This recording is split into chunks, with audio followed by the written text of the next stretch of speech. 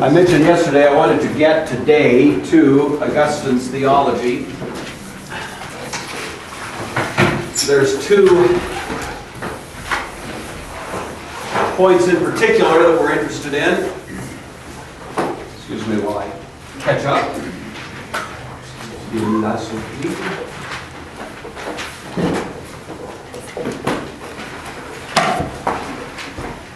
Oh, abbreviation there. We're going to look at the Pelagian controversy today.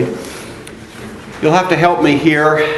Can you not read my writing? Is that what you're... No, you can read my writing. After many years. Yes, dear. How may I serve you? Are we going to finish the one Holy Catholic Apostolic? Oh, we didn't do that, did we? Well, we just got to... You're right. Absolutely, yes. I had it in my head that we made it through that, and you're quite correct. We did not. Thank you for reminding me.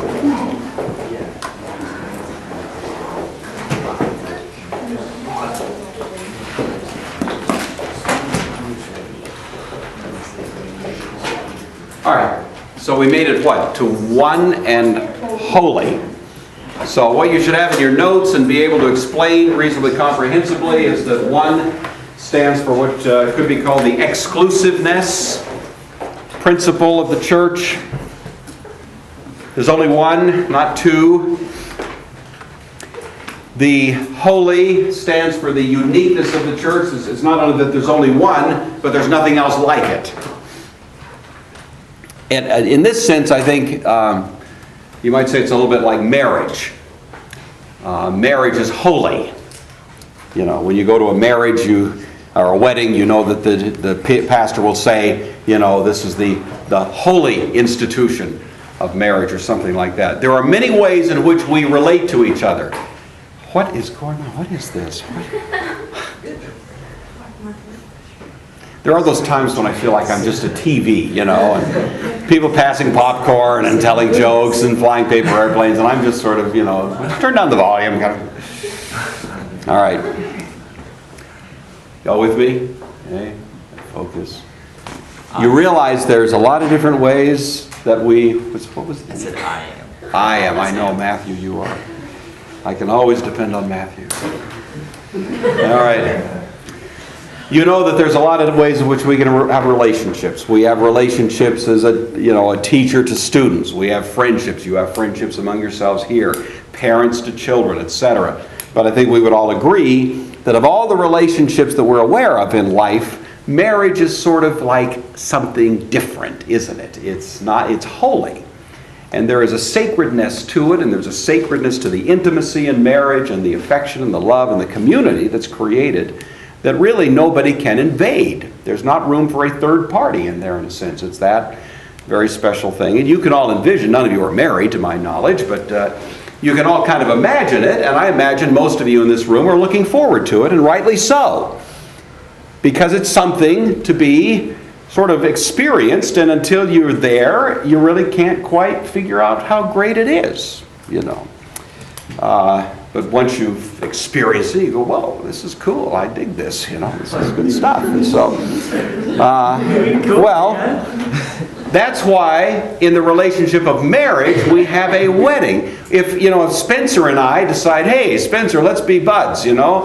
We don't have a wedding. We don't, have a special ceremony where somebody says, okay, Spencer and Gore are going to be friends now. It doesn't happen. We don't celebrate that as some sort of sacred thing, unique in the world. In fact, we'd think it was a little weird if we did something like that, wouldn't we? But with marriage, there's something about it. Well, the church is the same way. There's only one of them, and it is different from any other institution in the world. It has a...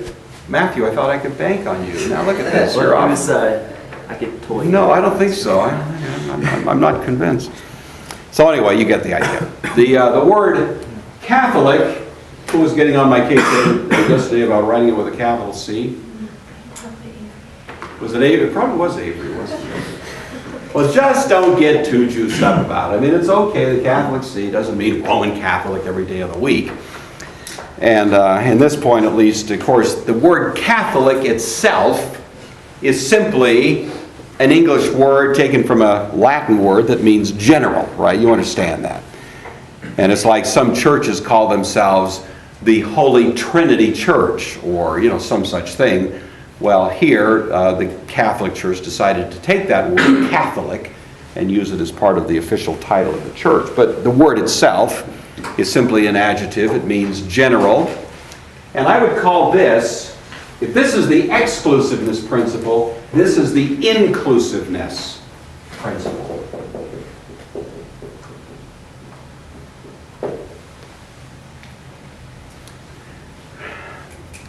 Now, having said that, what do you suppose is the intended meaning of that?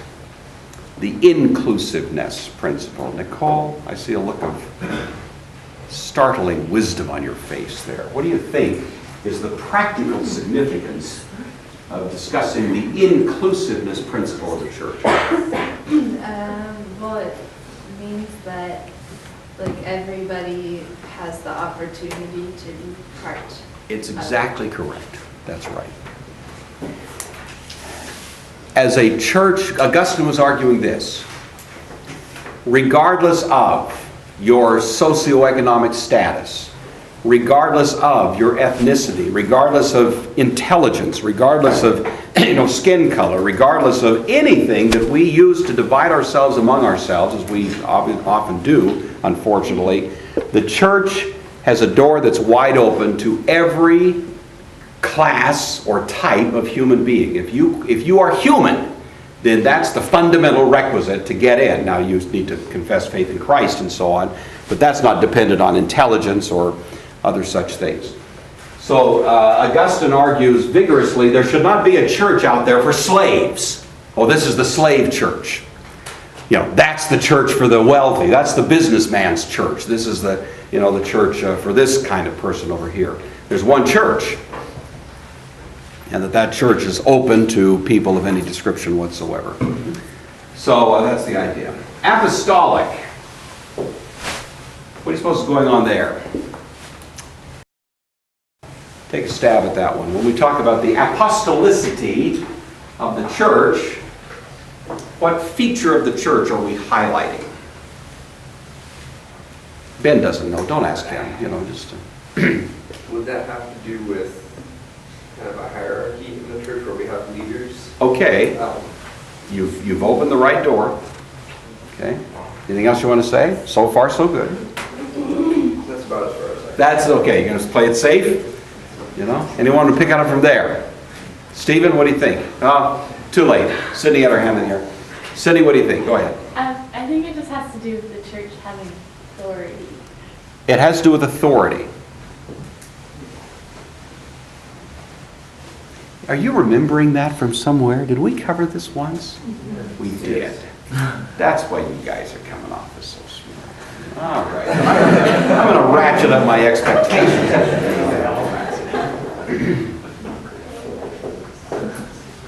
All right. So it has to do with authority in the church. That's correct. Nicely done. Dusted off those cobwebs. And so if we discussed this once before, then I'm sure I also discussed a fine point in the distinction between the Catholic view and the Protestant view of that authority. Right, Spencer? It comes back to you now. And can you give me a nice definitive, clean explanation of the difference between apostolicity as defined in Catholicism as opposed to Protestantism? Why is there garbage in the corner of the classroom? I was going to mention that. Please, Spencer, while I'm picking up after the, I don't know. Well, I can't really remember. You took it over. That wasn't the best idea. Sometimes I just get so upset that... Yeah, I understand. I can't really remember the exact... Thank you, Sarah. You are a Christian.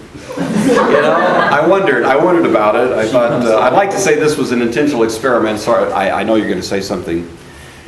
But here my garbage falls over and waiting. Will anybody go over and kind of straighten it up and look at this? Look at this servant. Right there. Look at this. Picking up those dirty Kleenexes.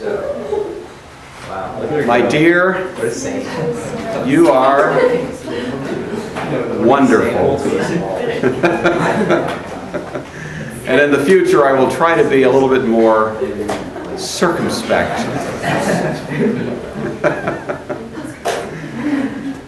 All right, yes, use plenty of hand sanitizer. No telling what kind of bugs you have just picked up there. So, okay, Spencer, I've given you lots of time now to think about this. What's the difference between the Catholic and Protestant perspective on apostolicity? Well, I don't remember exactly, but I know the views are, is it something about the triangle? Is there a pyramid involved where the... Sort of, maybe. Because I remember a diagram, and the Catholic one is an upright pyramid. Yeah, that's the Catholic view of the church, kind of a pyramid, pope at the top, sort of deal. Yeah, that kind of deals with authority, because there's one person at the head, and then the Protestants flipped around and they do a voting type of thing. But that's all I remember about authority. That's rough, but it's kind of in the right general field. Ben? It has to do with the Catholics say the Pope gets to designate apostles, and the Protestants say it's only Christ has that authority. Okay, I wouldn't quite put it that way, although I think you're heading in the right direction. Laura, go ahead. It has something to do with like the keys of the kingdom coming Yeah, down through Peter that's as right. the first pope. Okay. Whereas the Protestants would say it's in general through all the apostles Okay. down the church. Yeah, so just to kind of get this back in your minds, in the Catholic view, see, we have two views here. So we'll say here's the Catholic view. The Catholic view of authority is bureaucratic.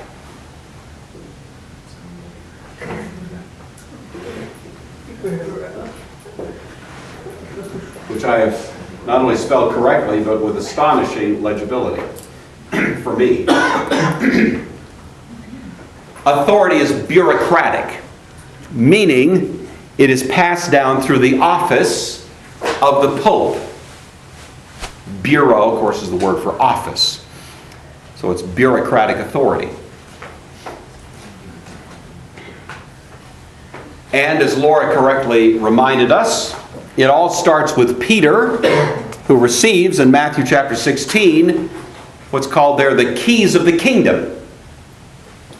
Jesus says to Peter, I give you, singular, Peter. Not you, plural, apostles. You, singular, Peter. This is the Catholic argument.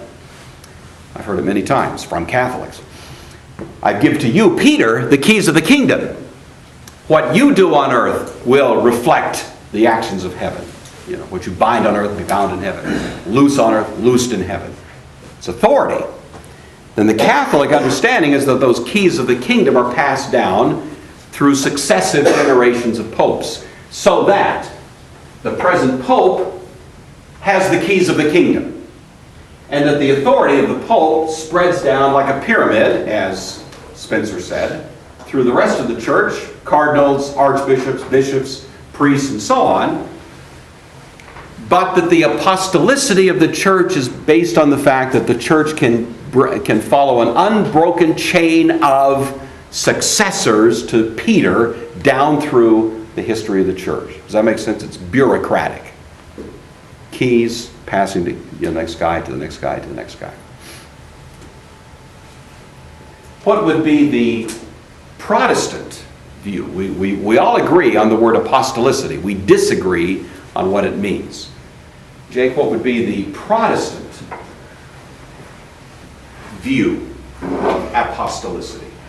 I don't remember the word that we use, but it's something generally that it's kind of it's not necessarily as much of a physical power, and it's more of a spiritual and personal type thing rather than a physical thing. Okay, that's really true. The word we'd probably use here, and I use this guardedly because it can be used in a lot of different ways, and not all of them are pertinent, but it would be the word you'd usually put in opposition to bureaucratic authority. You would have, does anybody know what word I'm going to say here? Anyone want to take a guess? It would be the word charismatic authority. And that actually is what Jacob was driving at. charismatic authority in this sense, that it is the authority that you have by virtue of being in proper relationship with Christ and His teachings and having the Spirit at work in your midst and so on. It's not something you can nail down to a particular office, a kind of link of, keys being passed down. But the question is, are you being faithful to the apostolic teaching? So the Protestant question, what Martin Luther raised, in fact, against the notion of the papal authority, was the Pope is apostolic only to the extent the Pope is teaching what the apostles taught. That's what makes you apostolic. Not, can you go back through some chain of, links down through history, Pope Clement, Pope Urban, Pope this, Pope that, down now to Pope Leo X, who happened to be on the throne at the time of Luther, or Pope Benedict, who happens to be the Pope today. Does that make sense? It's a matter of the degree to which you are faithful to apostolic teaching, to the apostolic charisma, if you will, the gift that was part of the apostolic office. If we're in that great tradition, then fine, we're apostolic. If not, then we're outside of it. Luther would say the Catholic Church might very well have been able to trace bureaucratically its connection to Peter, hypothetically, but it couldn't trace it charismatically because the church had wandered, Luther said, so far from apostolic teaching. That makes sense? You follow that? That's pretty important to get. And I think we did go over that once, so it should kind of ring a bell and come back. Yeah, Stephen. I'm just wondering, I don't know if you actually want to answer this, but how do Catholics claim that they can trace a pope all the way back to Peter? Because the Catholic Church as we know it today, was that founded 2,000 years ago? They would say so. Yeah. You can go to Wikipedia and you can see the chain, starting with Peter, Lucian, Clement, right down the line, bing, bing, bing, bing, bing, and they'll show an unbroken succession right down to Ratzinger, who is the present Pope, Benedict. And the fact is, it's pretty well attested. I'll tell you, the probably most questionable link in the chain is Peter himself, and whether he was actually in Rome and the pastor or bishop of the church there. It's pretty well attested that he was martyred in Rome, around 65, maybe 66. Whether he was actually there in the role of the pastor of the Church of Rome, much more tentative. I'm personally prepared to allow that he probably was, but you can't say historically you've got good, strong evidence for that. All right. There's kind of a, what would you say, and there's something like this going on in the New Testament. I imagine when we talked about this last time, I mentioned this as well.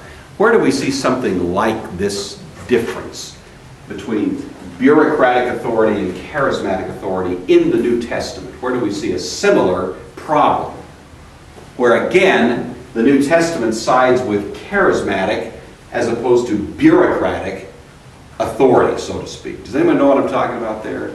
It's not the same thing, but it's a similar problem that we run into in the New Testament. Anybody? Matthew, my man? No idea? Anybody recall this? I think we probably touched on it. I see 0 hands in the air. Josiah? Did it have to do with Paul and Apollos? No, it didn't. It does have to do with Paul in a sense. All right, get this. This will help you think this through. So work with me here. In the New Testament, we have a term, seed of Abraham, right? I'm writing less legibly now because you know how to spell it. Seed of Abraham. And there's a wide open dispute, a big debate in the New Testament as to who are the seed of Abraham, right? There's 2 answers to that question. The New Testament takes one view as opposed to an alternative perspective taken by some others. What is it? What are the 2 views of the question, who are the seed of Abraham, that we find in the New Testament? Who would you say, Alicia? Who would be the most obvious candidates for the seed of Abraham? If we just heard the phrase, who would we think we're talking about? His children, Isaac. Okay, and who else then going down through history? It would be, Jacob. yeah, and then going on through history, it would be all the people we call generally, Israel. sure, the Israelites, the Jewish people. So here's one theory. You got the Jewish people in the ancient world, an ethnic class who claim to be the seed of Abraham, right? Who else claims to be the seed of Abraham? What's the other possible definition of that term? Sydney? Just anybody who is a believer. All right, the people of faith. And Paul actually addresses that very debate in Galatians and Romans chapter 4 and elsewhere. And he says, those who are of faith, right, are the seed of Abraham. Not those who are simply born, children of Abraham. It's precisely the same problem. The Jewish people were claiming, in a sense, a bureaucratic status. They were descendants of Abraham. They were born in the family tree of Abraham. John the Baptist says to them, don't say in your hearts, we have Abraham as our father. Doesn't mean a thing. The fact that you can go to a family tree and trace your genealogy back to Abraham doesn't mean diddly. According to John the Baptist, according to Jesus, and according to Paul, the thing that makes you seed of Abraham is charismatic. Do you have the gift of faith? Do you have faith in your heart? That makes you seed of Abraham, whether or not you happen to be of Jewish extraction. Well, that's the same debate that's happened in church history over apostolic authority. Is it bureaucratic, traced back through a family tree, as it were, to the Pope? Or is it charismatic?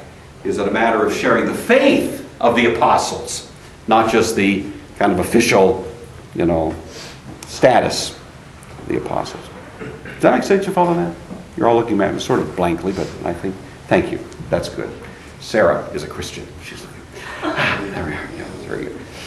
So, not that the rest of you aren't. I'm just saying she looks like one. She's communicating that. Oh, I had a miserable experience last night. Can I tell you this?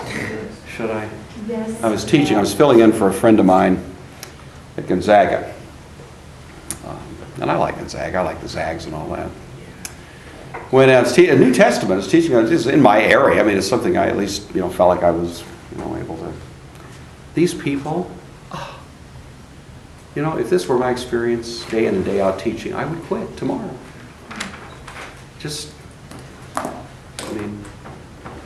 Those guys, I feel like at their best, are not even comparable to you guys at your worst. In terms of, I really did. I had sleep. I had flat affect on steroids. It's like, 2 or 3 guys with their heads on their desks. I almost felt like I was hearing snoring. I'm trying to be engaging. I'm trying to be interested. I'm trying to get these people. It's just like, I might as well have been talking to a bunch of, department store dummies or something. This Gonzaga. I don't know. Maybe so glad to get back to school today and look at actual living beings. Look at Kayla. She's alive. See? She's here. Was anyone paying attention? In a class of 40 people, I think I maybe had 3 who I thought I was actually connecting with. And I'm not sure about them. What were you teaching? I was teaching a New Testament. I was teaching actually something on the book of Revelation. And its connection, I thought it was a pretty interesting topic. It wasn't like, deadly boring stuff. I had PowerPoint this, So I don't know. Anyway, I don't mean to disparage Gonzaga in the least. And if you're thinking of going to Gonzaga, more power to you. They need you. They need you, believe me. So I'm happy to see you do that. In fact, I was leaving class last night, and I was very excited to run into him. It was just a pure fortuity that I did, or providential fortuity, I guess I'll put it that way, because I was just coming out of the classroom and he was walking across the campus. And so I was able to show him my newly published book, and his name is in it because it was his class. Or, you know, Brittany, Scott, it was them, it was they that did the heavy lifting, the first great kind of typos, problems. They just loved, you know, catching these things. Mr. Gorey, I mean, he got 14 typos on this page. So anyway, I mentioned them by name, and I was able to flip it open and say, "There you are, man, you're famous." You know, so he was quite thrilled to see that. And Can you show us your book? you haven't seen it yet? No. Oh, sorry, it's in my car. I thought I'd shown it to you. Oh, I'm sorry. Okay, well, I will. It's in my car. Don't have it in here. It's a nice looking book, you know. So anyway, I will. I didn't mention that to you guys. I thought I'd self-promoted to every class here. I didn't realize I'd missed you guys. You were all over Facebook, so everybody was all excited. Hey, and you put Mr. Gore's books on Amazon. All right, there we go. That's cool. It is on Amazon. So anyway, enough of this. Does this make sense then? You kind of follow that difference, and you see the analogy to the New Testament difference on the seed of Abraham. You can kind of follow that. If you're ever talking with a Catholic friend, I hope you will. I hope you'll have deep enough conversations with them that you can get past niceties and talk substantively about, you know, your faith and their faith and so on. It's a wonderful conversation to have with a thoughtful Catholic, and they'll give you something to think about. But you can give them something to think about, especially on this point, and ask them if they see how comparable the problem is. When I've raised that in thoughtful conversations with Catholics, you know, they'll say, yeah, they do see they do see it. They're not usually willing to come with me into my Protestant, domain, but they at least see the problem. That is, from the New Testament point of view, a similar kind of issue to what we see in the apostolicity issue. All right, let's go to the Pelagian controversy then.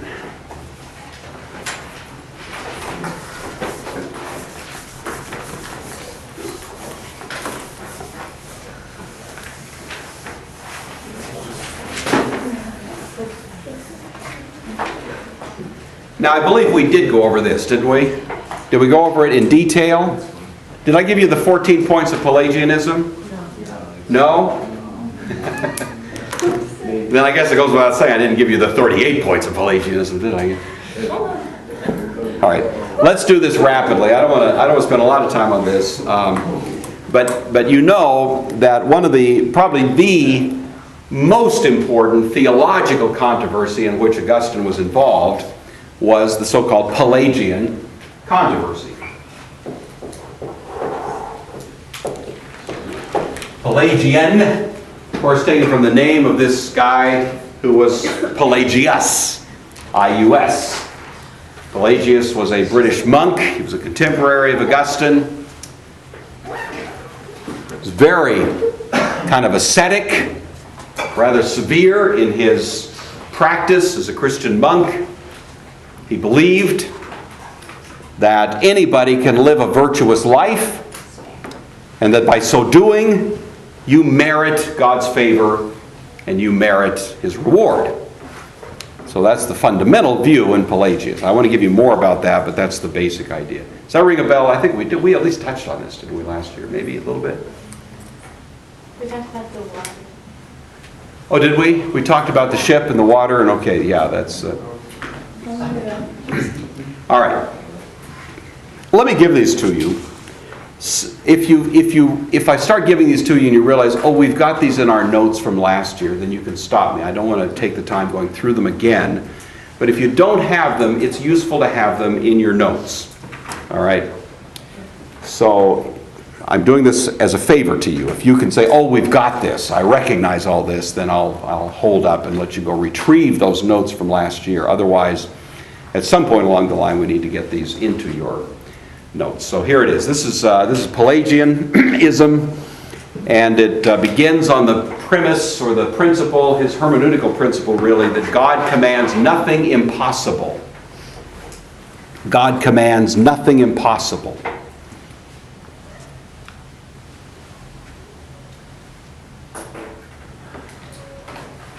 Pelagius would say, if Jesus tells us in the Lord's Prayer to be perfect, then what do we naturally conclude from that?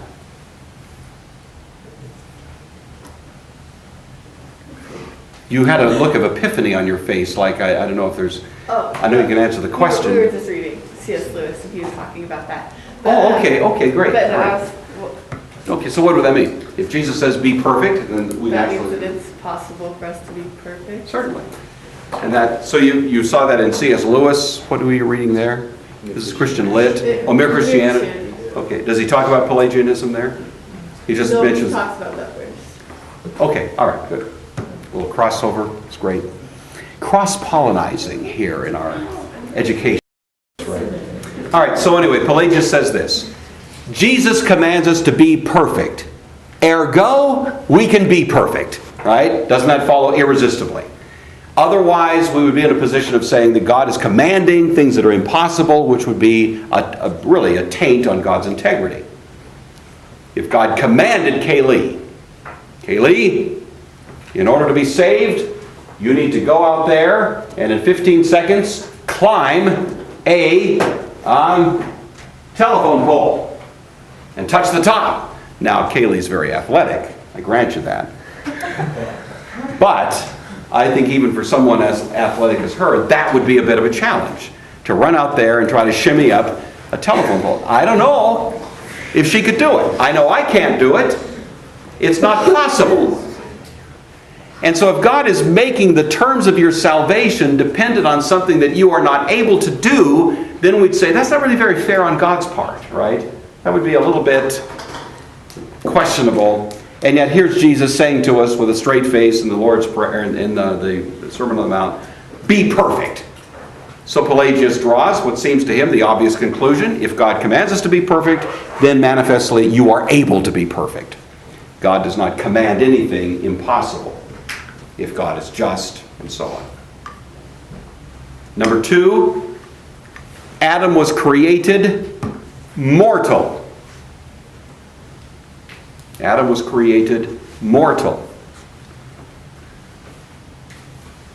He would have died even if he hadn't sinned.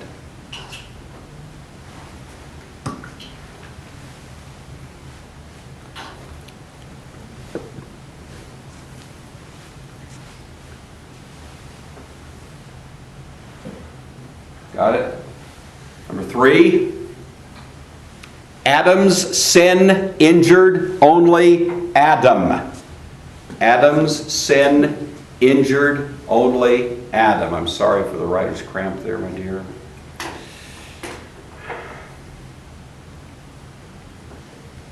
It builds character.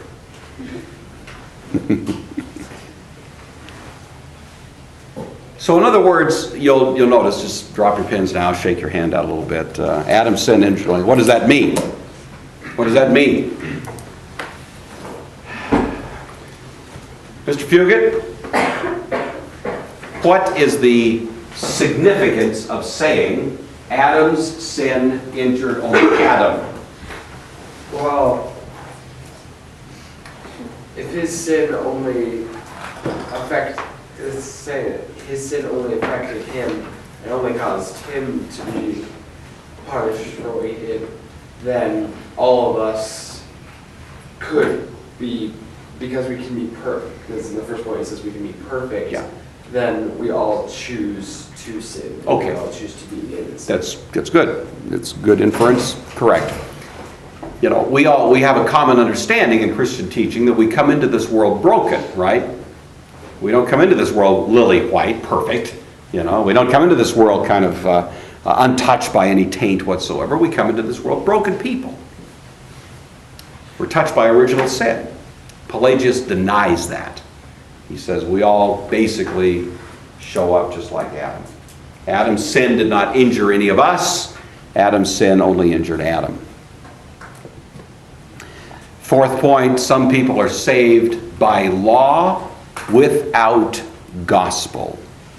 Some people are saved by law without gospel. Laura, question. So if Pelagius would say we choose to sin, could he theoretically say if no one chose to sin, we wouldn't need Christ to die? Absolutely. Yep. And in fact, we'll get to the significance of Christ anyway, separately.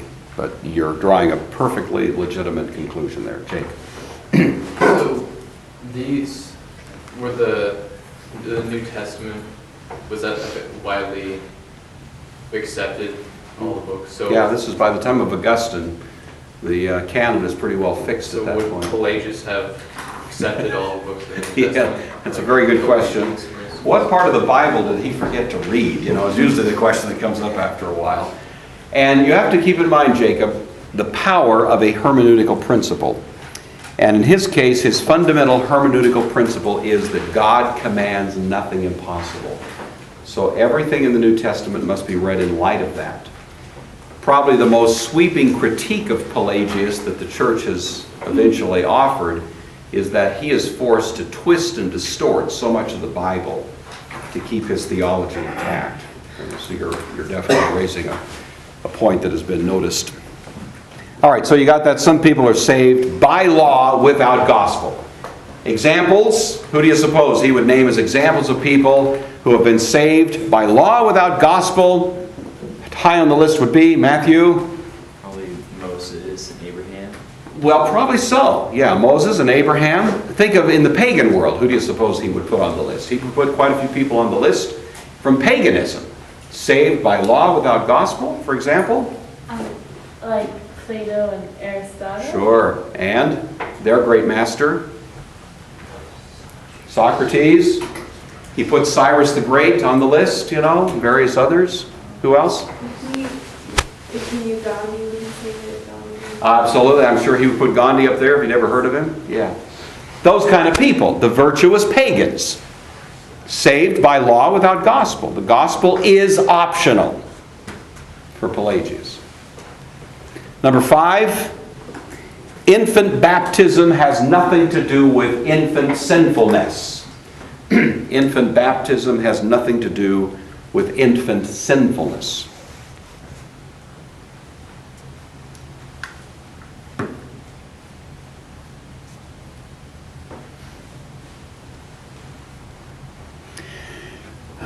Please understand, the debate here is not over infant baptism itself. I know some of you come from traditions that don't practice infant baptism. That's not what's being disputed right now. Both Pelagius and Augustine endorsed infant baptism. Pelagius, however, said the symbolism of infant baptism is not connected to the infant being sinful. It might mean something, but it doesn't mean anything about being washed from your sins. You know. I don't know what significance he attached to it. I think he was a little bit fuzzy on that point. My favorite couple are the next two. Number 6. Human nature is indestructibly good. Isn't that cool? That's such a relief. Actually, it's not a relief at all. I have to say, if I were embracing Pelagianism, the first question I would ask is when I look in the mirror, what's wrong with me? You know? Because this is the way everybody is, there's something very, very wrong with me. That would be mine. But anyway, that was what he said. Did I mention, by the way, he was a eunuch? I think that explains about 98% of his theology right there. I think, man, I get it. You know,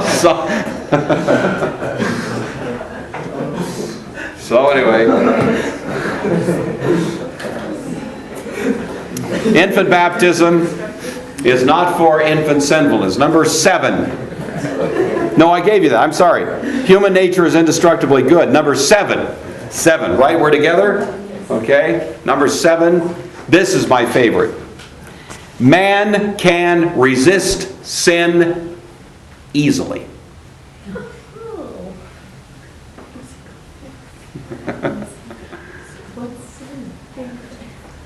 Man can resist sin easily. He doesn't want to hear these pathetic laments from people like you and me. Oh, the power of sin in my life is so terrible. I'm constantly wrestling with it. I'll never get on top of these bad habits I've got. He doesn't want to hear any of that. Buck up. That's what he says. You're just whining. God has given you this power. Don't grovel around in this self-pity. Come on. And of course, Pelagius regarded himself as a good example of that very thing. Very severe, very austere life. Very impressive life. He was trying to set an example for the rest of us. Stephen? So would he say that there are certain people who were perfect while on earth and never ever sinned? Yeah, he would. Yeah. He include himself? I think he probably would. He thinks that the person who was the best at it was Jesus, but that there's plenty of others who either achieved that standard or got awfully close. Number 8, all are created as Adam before the fall. All are created as Adam before the fall. We all come into this world in the same condition as Adam before he fell.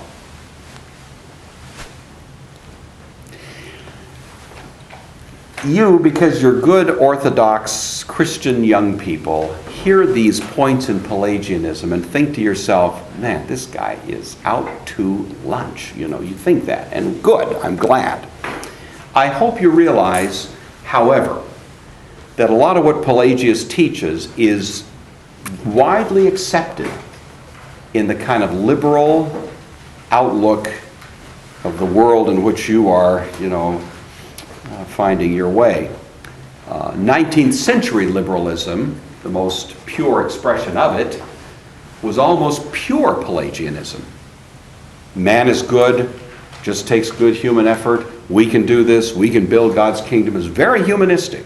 Pelagius was very humanistic. And the whole notion that we come into this world innocent, how many times have you heard a celebration of the innocency of children? There was a song that was popular when I was not much older than you by, I don't know who was, you'll recognize the words, I think, where it says, something like, children are our future, teach them well and let them lead the way. You ever heard that line or something like that? It's just this idea that these young children, well, look at it this way. Look at all the sitcoms and stuff. Not that I ever watch them, but, I hear that, if you look at them, the kids are always the ones with the virtue. You never see bad kids. It's always bad grown-ups. You ever notice that? It's always the kids who have the wisdom, the kids who have the insight. They're always counseling their parents. You notice that? That's not an accident. You don't see normal families on TV. You see upside-down families. That's Pelagianism. That is the humanistic liberalism of your culture, There's a lot of other things you see in your... in the media. You see the disparaging of the male of the species constantly. The women always have the wisdom vis-a-vis the men. The men are stupid, the women are smart. Always. It's always the way it is. You ever notice that? And as between the two, the kids are smart and not the parents. And that sort of thing. So I just want you to know that as strange as you may think some of these ideas are, they are kind of the creed of your culture. And so that's why it's helpful to at least see it distilled in a theology as early as Augustine's time. All right, number 7, number 8, I gave you that. Number 9 now. Grace facilitates goodness. Grace facilitates goodness. What does it mean to facilitate something? Kaylee, if I'm going to facilitate something in your life, that means I'm going to do what? You're going to start something. I'm going to start it, and I'm also going to, what else does it mean? Spencer? I'm going to help you along. Help it along the way. If I'm going to facilitate your studies, then it means I'm going to do something to help you, study and find time to do that and so on.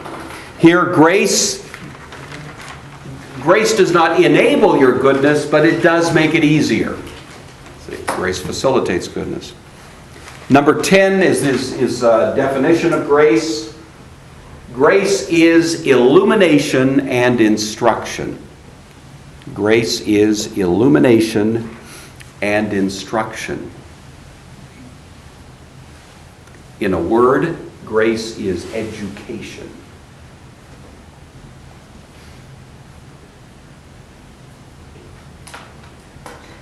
You ever heard something like this? You know, if we could just improve our educational system, we could get rid of so much crime and so much this and that. You ever heard that? You know? Every time the public school wants to extract more money from your parents, raise taxes and so on, it's for the kids. We just need more money.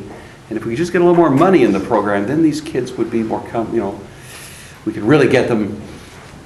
The implication is we could solve all these social problems we have. Just a little more money, a little more education.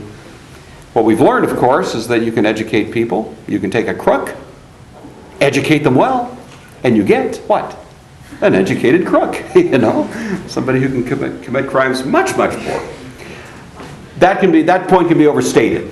And let me just add the little caveat: ignorance does not facilitate virtue either, So I'm all for education. That's why I happen to be in the business I'm in here. But this is a little bit of a naive estimation of education. Number 11, I'm trying to squeeze these in. The clock is chasing me now.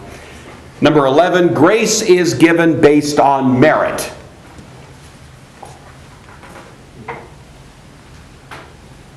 Think about that for a minute. Somewhat oxymoronic, I think. Grace is given to those who deserve it. We usually say grace is unmerited favor. Pelagius would say grace is merited favor. All right, one more. 12. I can't quite finish them, but we'll pick up here next time. The advantage of being a Christian. You might wonder, what is the advantage of being a Christian? His answer: sinlessness made easy. I can imagine if he lived in the 20th century, he'd write a book entitled Sinlessness for Dummies. All right. Now we almost made it through Pelagius. We'll finish him. Lunadi, Monday.